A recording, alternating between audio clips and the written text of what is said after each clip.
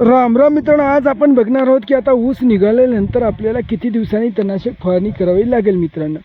तर मित्रांनो, आज आपण बघणार आहोत की ऊस निघाल्यानंतरचं तणनाशक मारणाऱ्या याच्याबद्दलची माहिती.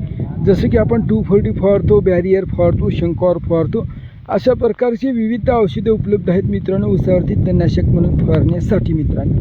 तर आता नेमकं आपल्याला कोणता स्प्रे कोण्या कालावधीमध्ये केला पाहिजे आपण ते बघणार आहोत. तर मित्रांनो, योग्य वेळ कोणती. तर आता ऊसाचं पाहिलं तर मित्रांनो, सुरुवातीचा टप्पा फक्त आपल्याला एक लक्ष द्यावे लागेल, कारण त्यावेळेस आपला ऊस जास्त नाजूक स्थितीमध्ये असतो. म्हणून आपण जर लवकर तणनाशकची फवारणी केली तर आपल्या ऊसावर त्याचा साईड इफेक्ट होऊ शकतो.